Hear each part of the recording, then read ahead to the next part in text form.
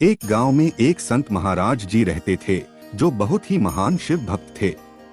सभी से प्रेम करते थे और हर समय नमः शिवाय के जप में ही लगे रहते थे। संत महाराज जी अपने शिष्यों के साथ एक छोटी सी कुटिया में रहते थे और उनके पास अपना सिर्फ एक कीमती कंबल था।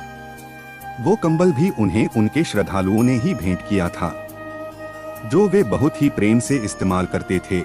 एक रात एक चोर उन संत जी की कुटिया में दबे पाव आया और वह कीमती कंबल चुरा कर ले गया। कुछ दिनों बाद एक दिन संत जी बाजार से गुजर रहे थे कि उन्होंने वहां फटे पुराने कपड़ों में एक व्यक्ति को उनका वही कीमती कंबल एक दुकानदार को बेचते हुए देखा। तो वे वहां रुक गए। दुकानदार को उस करीब के फटे पुराने कपड़े देखकर उस पर शक जुआ और वो बोला कि भाई, ये कंबल कहीं चोरी का तो नहीं? कहाँ से लाया है ये कंबल? ये तेरे पास आया कहाँ से? अगर तो ये तेरा है और तू इसे बेचना चाहता है तो मुझे कुछ प्रमाण चाहिए। प्रमाण के तौर पर अगर कोई सज्जन व्यक्ति आकर गवाही दे तो ही मैं ये कंबल खरीदूंगा, वरना नहीं। संत महाराज जी जो महान शिव भक्त थे वही खड़े थे, मन ही मन नमः शिवाय का जप कर रहे थे और सब कुछ सुन भी रहे थे।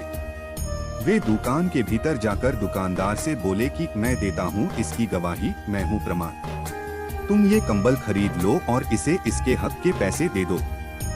दुकानदार को ये आश्वासन देकर संत महाराज जी बाहर चले आए। बाहर आते ही उनके शिष्यों ने उनसे पूछा कि उन्होंने ऐसा क्यों किया, जिस पर संत महाराज जी ने कहा, यह बेचारा बहुत ही निर्धन व गरीब व्यक्ति है। निर्धनता और जरूरत के कारण ही इसने ऐसा कार्य किया है और हम सभी को जिस तरह भी हो पाए, जितना भी हो पाए, गरीबों की सदैव मदद करनी चाहिए।